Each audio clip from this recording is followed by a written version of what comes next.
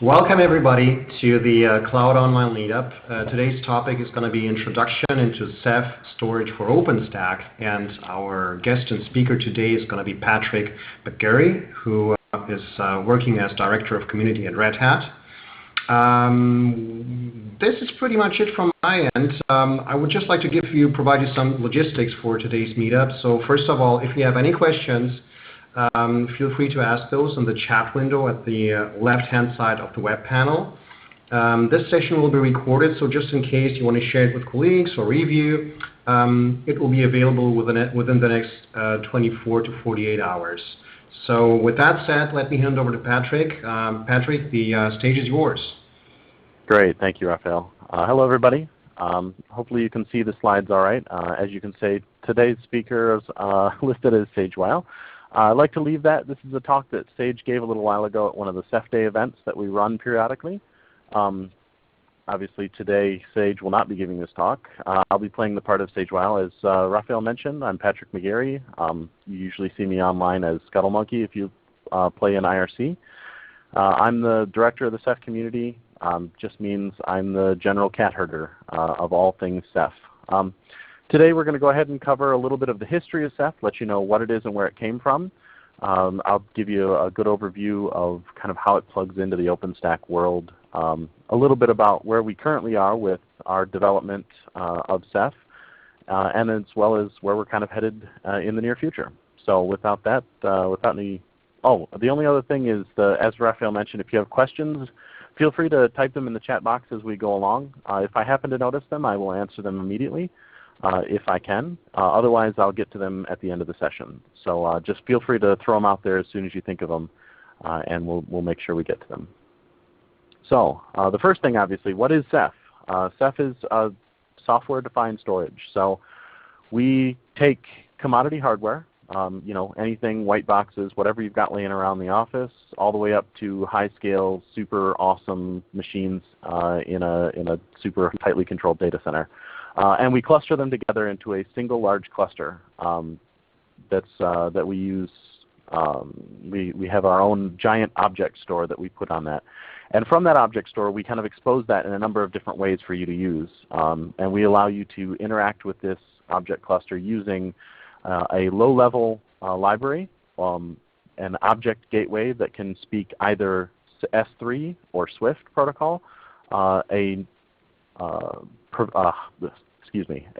virtual disk, so you can use a block device, or you can use it as a distributed scale-out file system with POSIX semantics. So object, block, and file all in a single cluster is kind of the takeaway here. Ceph has actually been around for a long, long time. If you look here, this is kind of the look of the number of authors by year over the last 10 years. Ceph started out as a DOE project back in 2004-ish. And it's been kind of steadily growing since then, and only really started to spike in the last couple of years here as we kind of took it out into the commercial world. I like to divide the thinking of Ceph era into three major pieces. First, you've got kind of the research phase. This is the beginnings where Sage went back to school to do his PhD and started on Ceph. You've got the incubation phase. This is kind of post-PhD. Went back, did some hacking, which we'll get into. And then the third phase is the Inktank phase, where we kind of started to commercialize this and take it out to the world. So a little bit about the research beginnings. This is kind of 2004 to 2007 range. So as I mentioned, this started as a Department of Energy grant when Sage went back to school to get his PhD. This was started, I don't know if some of you know Sage. He had started a little hosting company in California called DreamHost. And basically part of the impetus here was he got tired of paying an arm and a leg to proprietary storage vendors and having things that didn't scale particularly well, and so he was going to go build his own. So the grant was actually originally for scalable metadata management. So this was in the POSIX world. So Ceph actually started as CephFS. The rest didn't come until later. So as Sage started this project, it was rather amusing. He kind of went to this he went to the national labs there, and he went to this highly secure environment where he's got like a radiation badge, and he has to go into security and everything. And he gets into his little cubicle, and he starts writing open source code, which he then checks in over SSH to the CVS server back at the university. So a little bit of an exercise in silly, but it was great because he started kind of down this road of this petascale object storage task while he was at University of California, Santa Cruz. He started as his summer internship at Lawrence Livermore National Laboratory, and they basically gave him carte blanche. The grant was for scalable metadata management, but he could write pretty much anything as long as it fit that and was open source.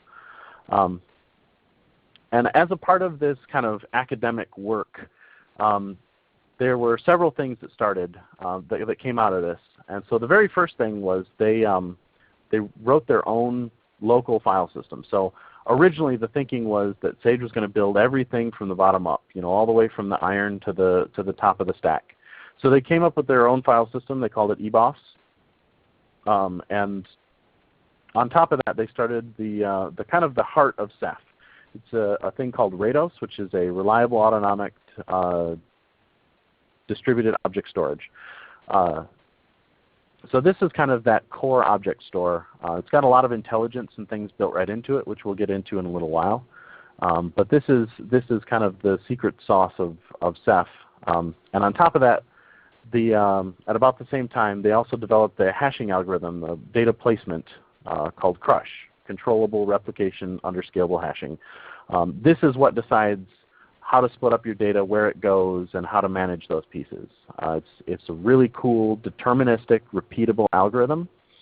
The best example or corollary I can draw is that if those of you that are familiar with the Hadoop world, you know that if you want to store something in a cluster, you've got basically three ways you can do it. You can take the dictionary or phone book approach, where you say, I give chunks of servers to like A through C or D through F or X through Z kind of approach, where you logically separate the buckets, and if data conforms to those particular labels, then it goes into any one of those servers. The other one is you can write down where you're going to put it and then go put it there. This is the Hadoop approach that I was going to mention.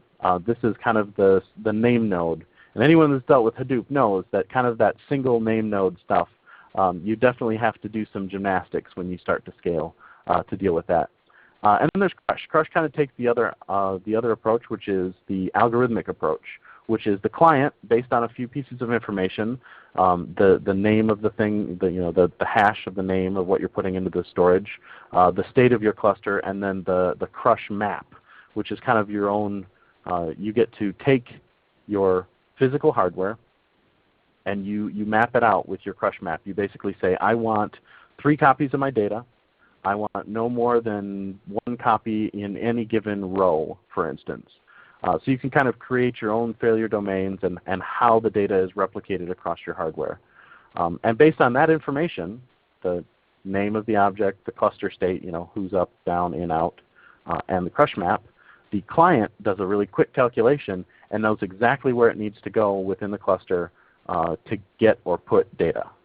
So this kind of removes that name node lookup and allows the clients to go directly to where they need to go for pieces of data, which also allows a really highly parallelizable workload. And then on top of that, 2006, a little bit later, this is where they got into the Paxos monitors. So this is the piece of the cluster that does authentication and decision making within the cluster using that Paxos algorithm. So during this kind of time window, there was a real solid emphasis on consistent, reliable storage. The thinking was that we wanted to take and make a system that was more intelligent than your average bear. So we wanted to take the intelligence and push it out to the edges and make the individual members of the cluster much more intelligent rather than trying to have some centrally located brain. This ended up being a very different but a very kind of compelling architecture that we feel has a lot of potential to change how people think about storage. During this time, we also came up with a fancy little logo, a little octopus and Ceph. Neat little anecdote. For those of you who don't know, University of California, Santa Cruz, their college mascot is Sammy the banana slug, who is a cephalopod. So Sage kind of wanted to keep that in the family, and so it was Ceph for cephalopod. We have a little squid logo and everything. Everybody's very excited. I think they had some T-shirts printed or something. So as he neared the end of his kind of tenure there at the University of California, Santa Cruz, he watched some of his peers finish their PhDs that were also doing really cool projects. And as they would graduate and kind of go off into the industry, he realized something that as people would get hired out of their PhD, the really cool projects that they were working on that had revolutionary potential would just kind of fall by the wayside. And he realized that these big companies want you and not your project. So Sage took a look at the industry, realized that a lot of these proprietary solutions where all of these kind of revolutionary brains were going to work didn't scale very well. There wasn't a whole lot of community around them. And the open source alternatives that were out there just didn't have a whole lot of the features that you would see in the enterprise or you would need for an enterprise workload. So Sage decided to kind of take a different path. He set out to change the world with open source. This is why we love Sage. Sage is a very kind of idealistic, revolutionary. And so he decided that he wanted to do to the storage world with Ceph what Linux did to things like Solaris and IRIX and Ultrix and all those things. So we went very copyleft on the license. So Ceph's licensing is actually LGPL2 with a deliberately fragmented copyright. So this means we don't have to do things like crazy dual licensing or copyright assignments or no CLAs or anything like that. So that means that every single person that contributes to Ceph owns their contribution in perpetuity, which means if Ceph wanted to change their license to something like a proprietary license or closed source it or do something evil and horrendous, that means every single person that's ever contributed to Ceph would have to sign off on that decision. So basically it just ensures that the community will always own Ceph regardless of what happens. About this time they finished up with some nice put together applications that were building and functional, and they threw it up on SourceForge for those of you that remember SourceForge. So at this point, Sage has finished his PhD. He's gone back to DreamHost and says, okay, we've got this really cool project. Let's just keep hacking on it and see how far we can take it and make it usable. So this was kind of the 2007 to around 2012, right before we launched Inktank. So DreamHost, the nice thing about this is now we've gone from 2007, and it's going to take us all the way through 2012. We have no real deliverables. It's just a handful of guys that are hacking and making the right decisions and kind of slowly evolving this really cool new storage platform.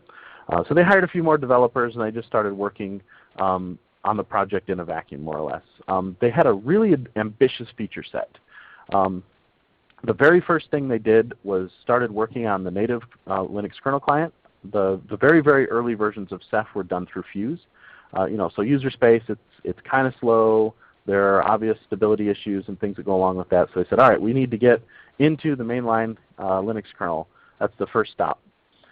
And on top of that, then they also looked at things like per directory snapshots for the file system, recursive accounting, things where you can do df and du and get human readable stuff back from a cluster. There's the object classes. The object classes were a really cool idea, and we can touch on them a little bit more later, but this is kind of the idea where you can embed intelligence into your storage cluster so that it can start doing a little bit more of the work for you. But we can come back to that. Then we also wanted to get kind of a native library for interacting with the cluster, as well as the Rados gateway. That was kind of one of the first pieces that wasn't CephFS that they really wanted to start working on. They wanted to have the ability to have this kind of web scale interface that they could plug right into the cluster.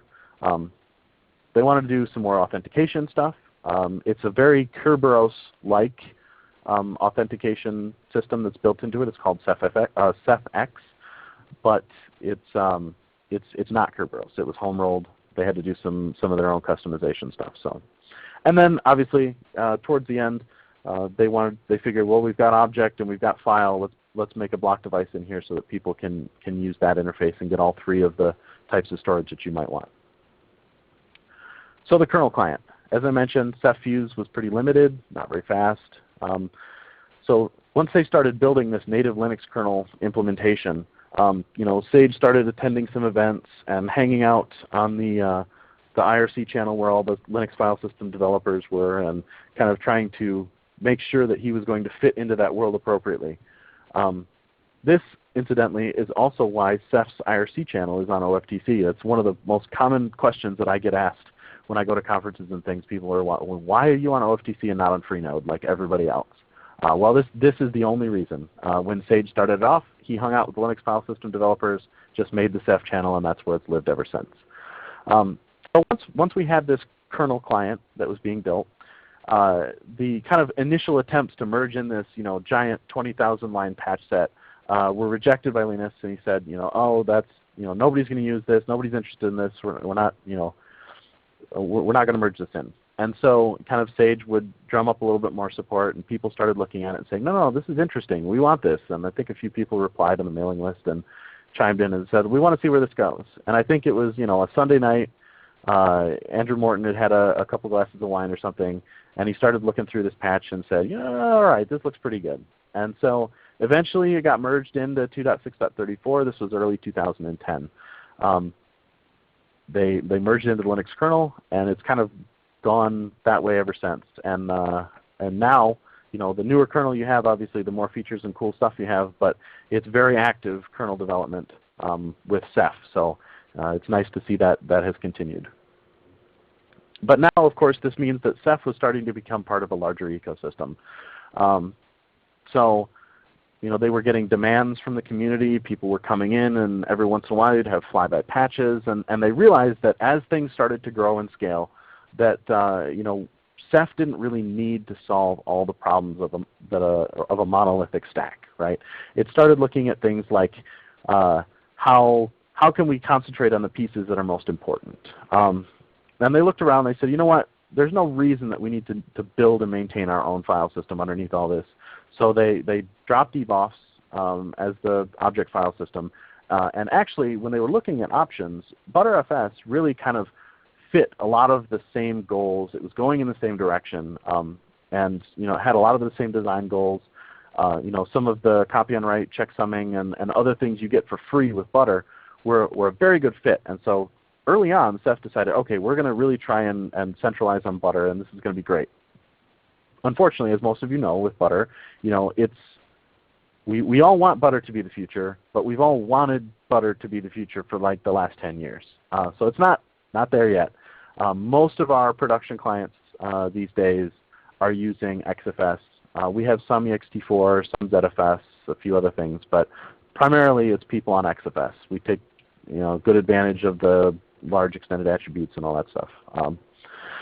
But some early functionality started to see things like file cloning and snapshots, but really kind of starting to just ease our way into more of a community developed model as other people started paying attention and looking.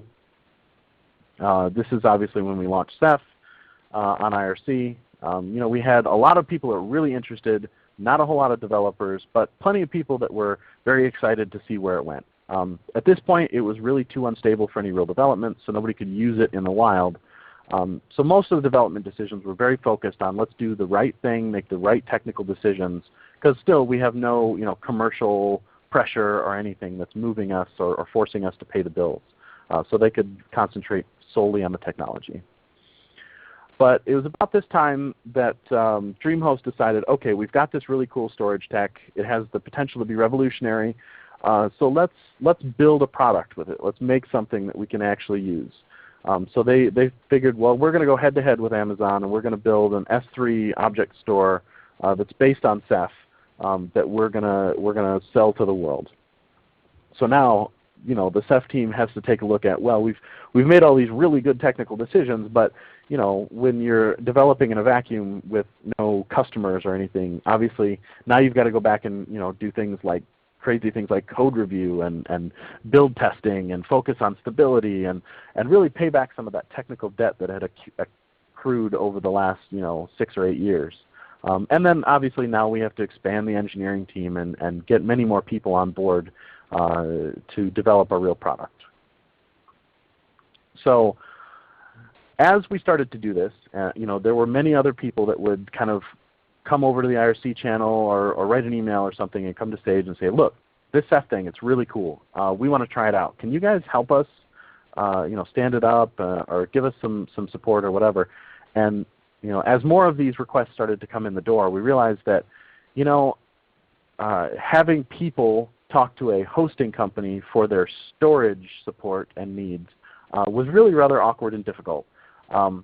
So as this kind of started to build and grow, we decided that, okay, we need to spin this out into a big boy company and do this for real. So this is where Inktank was born. So DreamHost kind of incubated the Inktank team as it was spun out into the real world, and very early on funded the engineering efforts and allowed us to support users. But this is kind of where Inktank was. About 2012, April 2012, I think was the official launch date of Inktank spinning out of DreamHost. So this takes us into the Inktank phase of the world. This 2012 to 2014, where we were acquired. So now, we had a lot of questions now about, okay, how do we build a really strong open source company while also maintaining kind of the strong open source community that Sage had already established through his work, his early work on Ceph. We looked at a lot of models that were out there in the community, kind of focused on the main players, the Red Hats, SUSE, Cloudera, MySQL, Canonical, and we settled on somewhat of a hybrid model between Red Hat and Cloudera-ish. And we had some really great initial funding from DreamHost as they incubated us, as well as Mark Shuttleworth, who had a couple of rounds of funding that he personally did for the Inktank team. So it was very exciting for us. This was a great time and really allowed us to ask some good questions and try and figure out what are our main goals with Ceph and all of these things that we're working towards. Obviously the main driver was the fact that we had this first prospective client of DreamHost. They wanted to build their dream objects, their object store. So we need a stable Ceph release for production deployment for object. But this kind of laid the foundation for our broader adoption that we started to see coming in. So we had to do things like platform support. Most of the early development was done on Ubuntu. I think all of the initial Ceph developers all were working on Ubuntu machines. So we had to start thinking about the RHELs of the world and SUSE and CentOS and Fedora and all the other kind of flavors out there that we had to do. We had to build some really good documentation, and we had to kind of create a build and test infrastructure for ourselves. The thing that we found is that as we started to look around and say, okay, we have this distributed storage platform. What can we use as a build and test infrastructure to make sure this thing's working? And really there wasn't anything out there that could do this. So once again, we used Sage's big brain, and we kind of rolled our own. We created a thing called tautology, which, if anyone's into etymology, that is the study of squids, the study of cephalopods. So tautology is our build and test infrastructure.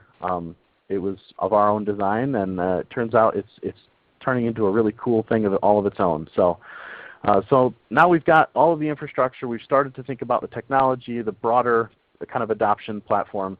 And now we realize, okay, so if we're going to have more than one customer, obviously we need to start building a sales and support organization and expand the engineering team to be able to kind of support this growth.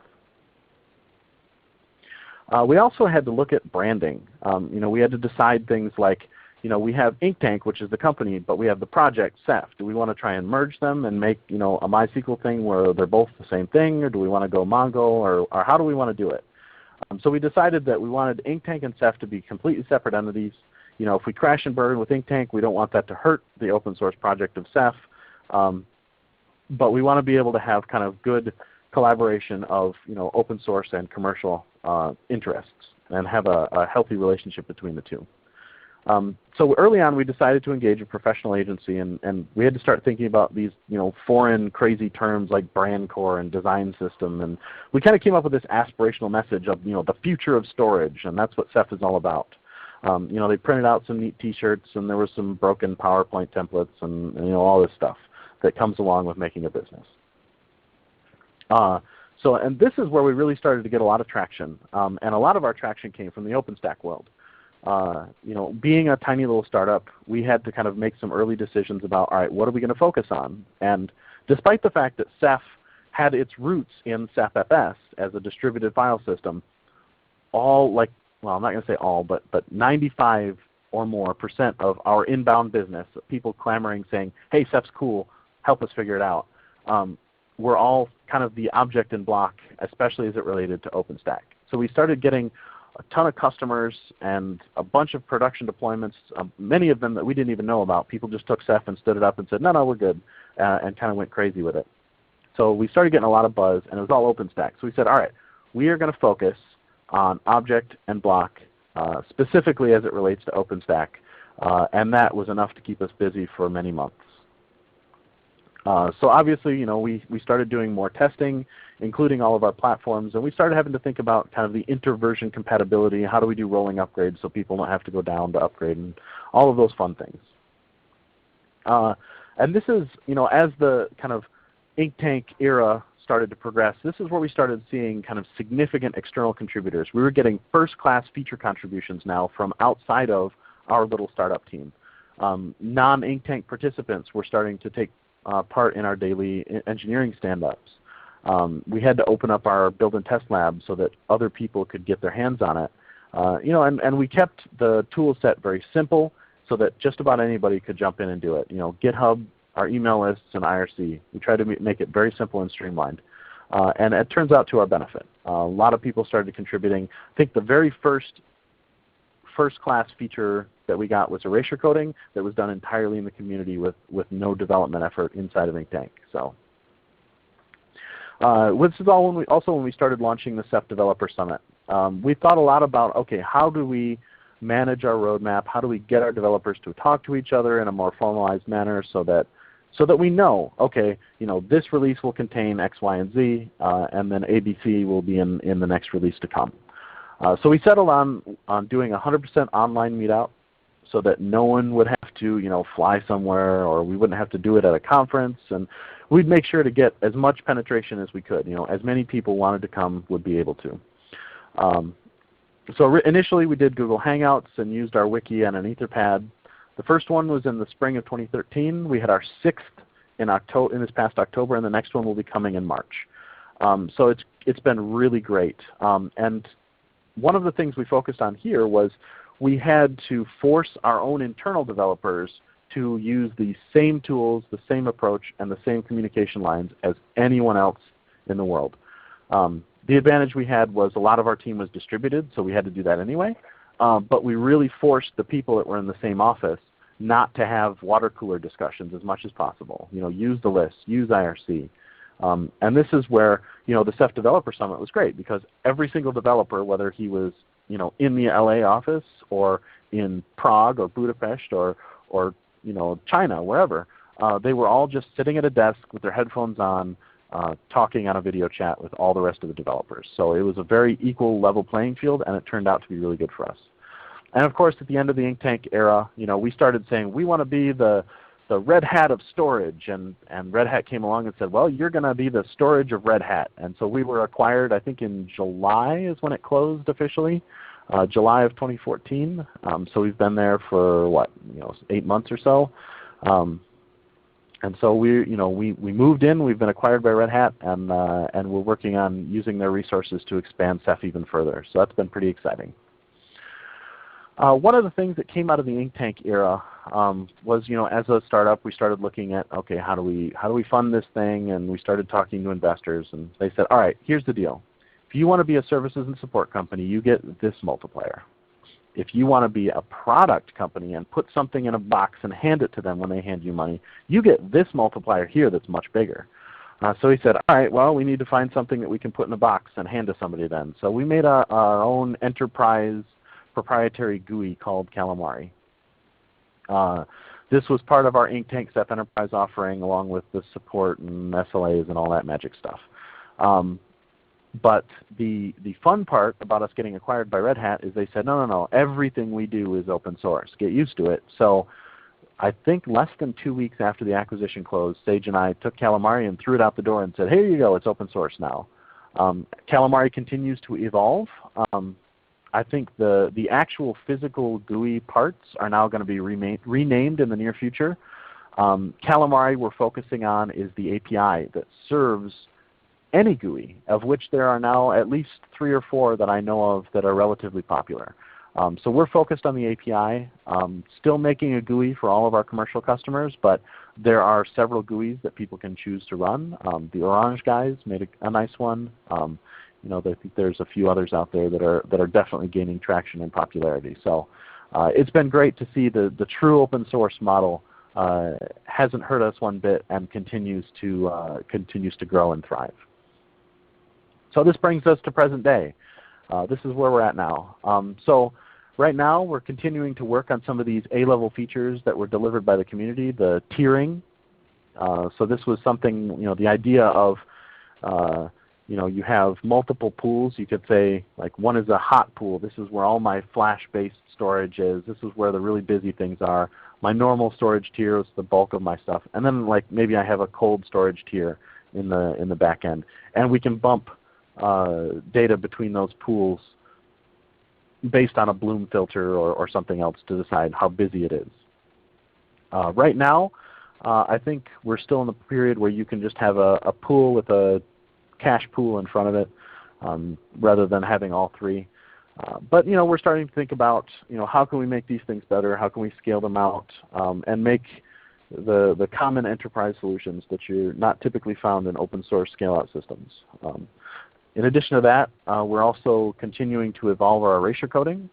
For those that don't know what erasure coding is, it's just another method of data protection where the default for Ceph is straight up 3x replication. You have data, you make 3 copies, you split it into chunks and spread it out over your cluster.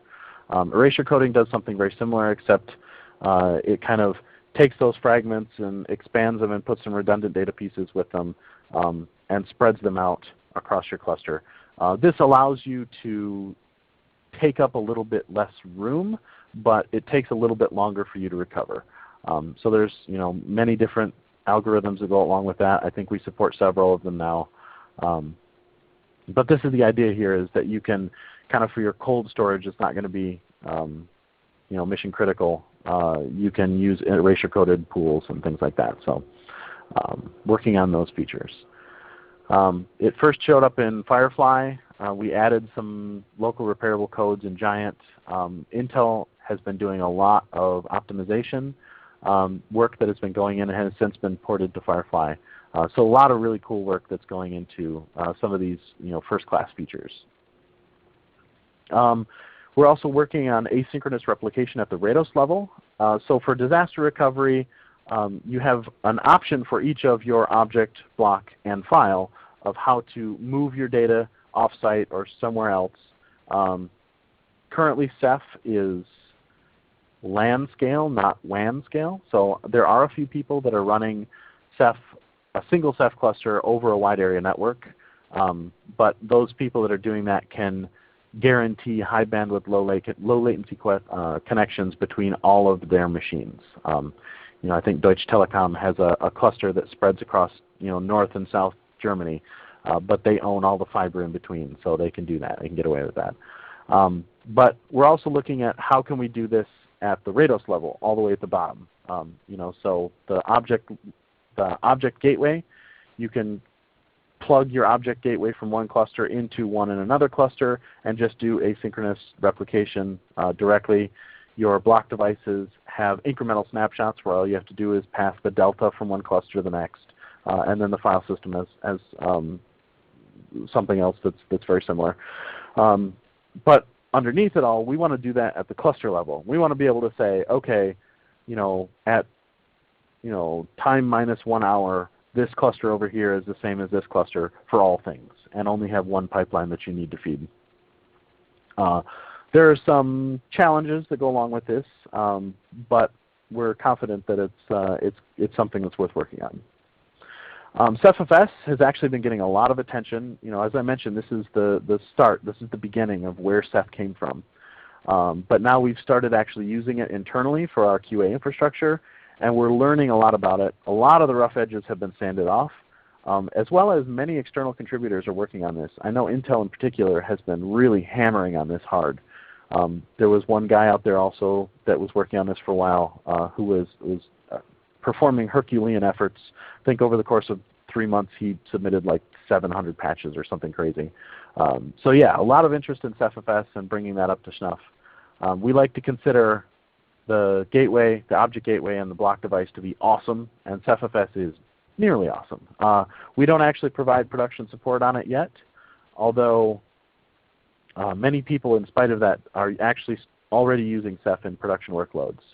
So, you know, as long as you aren't doing a couple of specific things, CephFS is working pretty solid now. So that's pretty exciting. And now here's the important part, the Ceph Cloud infrastructure with OpenStack. So this is kind of how we plug in. As I mentioned, we were very, very focused on object and block. So this means we plug in for object with Swift as well as the keystone authentication stuff. We also have the block device that plugs into Cinder and Glance as well as Nova. So you know, that's kind of our world. I also wanted to include the Gluster piece because a lot of people will ask me when I go somewhere, well, you're part of Red Hat. What happened to Gluster? Gluster are right now, until CephFS becomes kind of production ready, we're focused with Ceph on object and block, and Gluster is doing a lot of the file workloads. So we definitely have all the things that are available in OpenStack.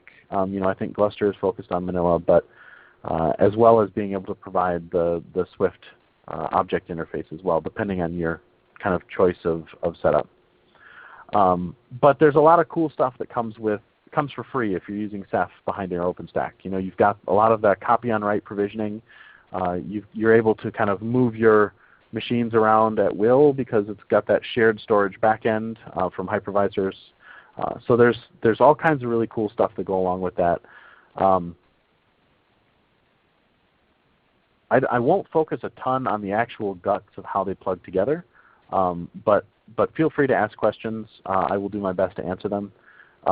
Like I said, though, we've been a part of OpenStack since pretty much the beginning. It's been our bread and butter and where we've really focused because we feel like it's a great use case where Ceph needs to fit well. So now, the future, where are we headed? So as I mentioned, CephFS is getting a lot of attention. It's where it's all started, and so we want to finish off and get CephFS to be production ready. So we're hammering a lot of QA investment on this, and we're seeing an amazing amount of contribution from the external community. So, you know, we want to make sure that the file workload, because a lot of your kind of legacy protocols and everything utilize a file system type setup rather than a more modern kind of object model. So we've seen people that are building things on top of CephFS already. There's one group of folks in Ann Arbor called the Linux Box. They were contracted to build, and using Ganesha, they're actually re-exporting CephFS as both NFS and CIFS. So plenty of work, and QA coverage continues, and performance has been getting a lot of attention. We now have I think it's a bi-weekly performance call where we have a lot of industry players that are coming and saying, I want Ceph to work well on my stuff. And once we get enough of those people, I think we're definitely seeing tons and tons of advancement. So that's exciting to watch. We're also taking a look at kind of the larger ecosystem, right? Initially we were focused very, very much on the cloud applications, the object and block for OpenStack, for CloudStack, for OpenNebula and Ganeti, and all kinds of stuff went into that in the early days, and that work continues. But now we're starting to kind of diversify and spread out a little bit more. We're starting to look at some of the other compute tasks, other hypervisors. I think right now mainly we use QEMU with KVM. We do have Zen integration, but VMware and Hyper-V we're starting to look at much more seriously. There's some work that's going into that from the community. So definitely exploring that. With CephFS, as that lands, we realize that there's going to be a lot of attention from kind of the academic world, the big data, supercomputing, HPC applications, that type of thing. The nice part about CephFS is that there are already 2 different ways that I know of where you can use CephFS as a drop-in replacement for HDFS. So you can put Hadoop on top of Ceph. So there's some really cool stuff that goes along with that. The DevOps work has been really awesome, and we are definitely continuing at that. There are deployment recipes or whatever for all of the major DevOps stuff you see out there, Puppet and Chef being the most common and or mature, but also we have Juju and Crowbar and Puppet and Ansible and Salt and all of those things. So it's really cool to see that work. As well as kind of the legacy workloads. We're seeing people saying, all right, this is a modern platform, but to get people there, we need to make sure that they can plug in their NFS and CephFS applications and support those along with kind of the new age application stuff. And then obviously we're continuing to expand our testing and support and clients and things for multiple distributions as well as our kernel work. I saw a question come in here. I might as well answer that while I'm talking about the future. As Ceph is used with commodity hardware, what's the reason someone would choose to use NetApp or EMC storage as a storage for Ceph? I'm assuming you're asking, would someone use their NetApp or EMC hardware and put Ceph on top of it? Because we have seen that before. Because Ceph can use pretty much any hardware, there are a small group of people that are actually busy figuring out the best way to tune Ceph to make use of their older older NetApp boxes or whatever that have kind of outlived their usefulness in the original context, but they want to kind of reuse that hardware to do proof of concepts or testing with Ceph. So absolutely, you could do that. It all depends on kind of the workload and what you need to get out of it. If you have a crazy, if you're CERN and you need to serve huge amounts of data very, very quickly, obviously you're going to have to invest a little bit more in hardware. But if you're just doing kind of some log post-processing and normal data archival or something, it doesn't really matter. Ceph, by virtue of being what it is, allows you to parallelize a lot of that workload, and you can squeeze some pretty good numbers out of relatively old hardware. So there's lots of flexibility in terms of what hardware you can use and how you can tune Ceph to use it to your workload. All right, so moving on here. So storage backends. So another thing we're working on here with the future is making our backends pluggable. So there are a number of different ways that you kind of can plug in. Right now we use LevelDB for most stuff for the monitor and OSDs, but you can plug in other key value store libraries, so like RocksDB from the Facebook stuff, or several other options in there. We're also looking at some of the Ethernet drives that are out there in the world. I'm sure you probably have seen the Kinetic stuff from Seagate. I think HGST has their own. There's a number of these kind of plug it in as an Ethernet device and off to the races. So we're looking at options there. The nice part about these Ethernet drives is they come with a little processor and Linux install on each one of them. So on some of them, it's actually capable for us to take and make them have all of the software that they need for Ceph already on the drive. So all you got to do is plug and go. So we're very excited about kind of the future of the world there. But yes, also looking at some of the different backends and further tuning how people can use hardware and specific use cases and things like that. Another thing that has been kind of in the hopper for a long time, and I know some of my community members are starting to ask, well, when's it going to happen? Is the governance model. Right now, Sage is it's very loose. Sage is the recognized benevolent dictator for life, and we have project leads that we're starting to more publicly communicate for each of the major components within Ceph, the block device, the object gateway, CephFS, Calamari, all that stuff. We want to make sure that Sage's lieutenants are just as visible as Sage himself, as well as formalize the processes around kind of how the community roadmap is generated, how do we continue with the Ceph Developer Summits to make sure we're doing the right things in the right way. We looked at doing a third-party foundation before the acquisition, but now that we're owned by a company that for the most part does right by the open source world, we're thinking that we'll probably be able to do all of the governance without having to engage a third party. But we want to make sure that the community always has a very powerful voice in terms of the direction and development of Ceph, to guarantee that it's not just one company or one group of people being absolutely dominant. We want to make sure that our community has a very strong voice. So that will be coming in the hopefully near future. The technical roadmap, we're working hard to make sure that we are very communicative on what's being worked on and when it will be delivered, hopefully. Obviously, anyone that has new use cases or ways they want to use Ceph, we want to hear about it, and we want to help those things to grow and expand, and make sure that Ceph is succeeding where it is participating before we try to overreach our grasp. So lots of work and focus going into making sure we're doing the right things and everyone knows what it is we're doing. As I mentioned, tons and tons of work going into performance. A lot of external people are involved at this point. Bi-weekly meeting for anyone that wants to talk Ceph performance. Our performance guru, Mark Nelson, has been very good about building a performance community around Ceph to make sure you can squeeze the most out of all the things that you're doing. Ethernet drives I talked about, very exciting for us. Big data. Big data is something that we're starting to think a lot more about as CephFS kind of matures and evolves.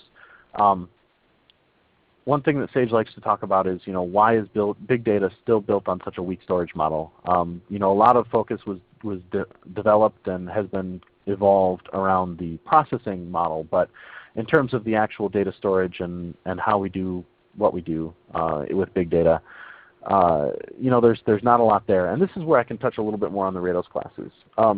The intelligence that's built into Ceph does a lot of really cool things. There's a lot of self-healing and self-managing characteristics that offload a lot of the workload that go into managing a Ceph cluster. Often I will talk to traditional storage admins, and they'll tell me that every n terabytes, they have to have another headcount to help manage the storage cluster for specific types of things. My favorite anecdote to share with those folks is that, DreamHost has 2 5-petabyte Ceph clusters that they manage in a production workload, as well as some other stuff that they use for testing. And it's one guy who manages that part-time. So Ceph takes care of a lot of the rebalancing and data movement and recovery and things like that automatically so that people don't have to think about it. But in addition to the management intelligence that's built into it, we also have these things called Rados classes that I mentioned. This allows you to kind of embed a little bit more intelligence into your cluster. The easiest example I give to people is, let's say I have an image storage service, and I want to, I push an image into my storage cluster, and my cluster will recognize that, oh, this is object of type image. I know that I need to make a thumbnail and store that image on the cluster right next to it. Rather than you having to pull that image down, make a thumbnail, and push both of them back up to your cluster. I've seen people use this for things like log post-processing and other tasks. I talked to someone the other day who was trying to use it for audio post-processing and filtering. So definitely some really cool potential with the Rados classes that we're very excited to see. So we're definitely trying to encourage and assist people that want to do cool things there.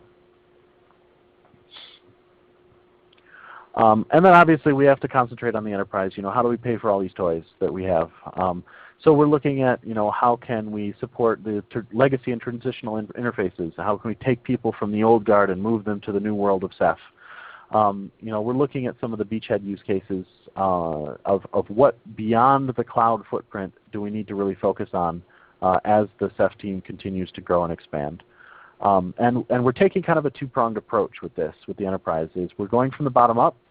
We really want to make sure that we continue to make the right technical decisions, both for the technology, but as well as for the community, so that we can maintain this strong community that Sage built from the very beginning, with the engineers and the admins being very vocal and very active, and feeling very participatory. But we're also looking at top-down. How do we build a strong brand and a compelling product and appeal to kind of the C-level execs and the IT managers and things like that. So definitely kind of going both ways, but focusing on our community. We want to make sure that the corporate world never stifles innovation and participation. So that's where our focus is, above and beyond all else. And a little bit about why I think we can beat the old guard. It's hard to compete with a really well-oiled, functioning open source project. It's an absolutely unbeatable value proposition, as most of you know, and it's much more efficient development model. When you've got many hands making light work, it's really, really great. It's hard to manufacture that type of community. We're very, very protective. We feel our community is awesome. They have done some amazing things to support Ceph as a technology, and we want to make sure that they are free to continue to do so. So we're focusing on kind of this ongoing tug of war between the corporate world and the developer world, making sure that our community feels empowered to continue to do the right things. We're also looking at some of the Linux kernel support, and we're moving beyond the traditional client-server model. And this is one of the exciting things about the Ceph platform moving forward in the future. That's really, really exciting. Is I think as time moves on, that application developers and other developers are going to start to think about storage and infrastructure a very different way. Especially as the software-defined world, or the software infrastructure world, things like OpenStack and things like software-defined storage with Ceph and whatnot. I think it's going to be much more. Well, it's a different development model. People are going to start thinking less client-server and more client-cluster. And so there will definitely be some exciting advancements. And I feel like OpenStack and Ceph, particularly as a couple, are well poised to kind of take advantage of that. So with that, that concludes kind of the world of Ceph, and I think we're very excited to see where OpenStack and Ceph are going to head next. You will definitely see strong presence from us at both Vancouver and Tokyo coming up. But if anyone has more questions, I would be happy to answer them. Thank you so much, Patrick, for the great presentation. So let's wait another few minutes. Maybe a few more questions will pop in. In the meantime, I see there is a question popping in. Hold on a sec. Are there NFS Ceph's features stable to use them in production in an environment like media sharing, basically something like HLS, HTML live streaming? Well, of course, this is going to be based on a couple of things. So most of the NFS and Ceph's features that we see coming out are based on CephFS, and technically, if you look at the corporate line, they will tell you that CephFS is not production ready, it's not supported, whatever. There are a number of people that are using CephFS in production now. Now, the answer to your question is going to be predicated on whether or not you have extremely high workloads and traffic.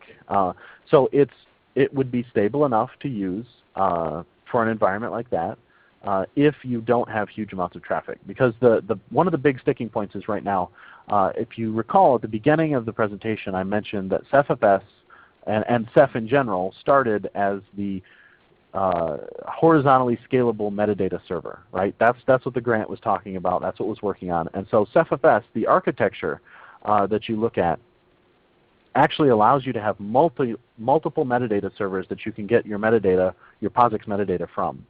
And they can exist simultaneously, which allows them to do a thing called dynamic subtree partitioning, where you can have your directory structure, and each of these metadata servers will carve out a portion of your file tree and handle the metadata for that portion, all the way down to, if it's busy enough, you can have a single metadata server handling metadata for a single file if there's enough load on top of that. Now, that dynamic subtree partitioning is one of the things that's not completely ironed out yet. There are still some stability and performance issues that we want to hammer out. That said, the people that are using CephFS in production today are actually doing so with a single metadata server serving metadata for their entire directory structure. So if you have a workload where you can use a single metadata server, I would absolutely say you could use CephFS in production today. We're using it for our QA infrastructure today. So I'm sure there are worlds in which that exists and would be able to handle it just fine. But like I said, it all comes down to your particular use case and what your profile is going to look at. But if you want to hit the mailing lists, there are tons of people that are playing with CephFS that could help you with more specifics on how to tune for it and where to know if this threshold is usable or not. Here's another question for you, Patrick. Will there be a Swift API for Ceph object storage, or just keeping the S3 API? If you want to use Swift API, you'll need to install Swift on top of Ceph. So I did mention, maybe it wasn't clear enough, but right now Ceph can speak native S3 or native Swift. So right now you can change your Swift endpoint to a Ceph Rados gateway and it will work just fine. There are a couple of slight differences in the API that you can take a look at, but for the most part, Swift is native functionality just fine. We did start with S3. That's why I say there are slight differences. Things like the namespacing. If you're familiar with S3 and Swift namespacing, you'll know that S3 has global namespacing, whereas Swift has their kind of per user / per bucket namespacing. Ours will default to global namespacing just because it has to for S3 compatibility. That said, you can actually use both. So you can use a single endpoint. You can write in on something that uses the Swift API, and you can read that same data out on something that uses the S3 API. So there's some neat interconnected functionality already. So you can use either or. Now you mentioned that you can stand up Swift on top of Ceph, or you asked if you could. You can also do it that way if you would prefer. I know a number of people that wanted to use native Swift for whatever reason, but they wanted the shared storage backend for all of their things. So they plugged Swift in on top of Ceph. I think that's probably unnecessarily complexity. So if I were going to go that direction, I would just use the native Swift protocols directly with the Ceph Rados gateway. So hopefully that answers your question. All right. Thank you very much, Patrick. Thank you, everybody, for joining this session. Please stay tuned. We will post the recording within the next 48 hours at meetup.com, as well as on YouTube. And please stay tuned. We have a whole bunch of cloud online meetups coming up. The next one will be tomorrow on OpenStack and PaaS with ActiveState, and we have a bunch more coming up in the next weeks.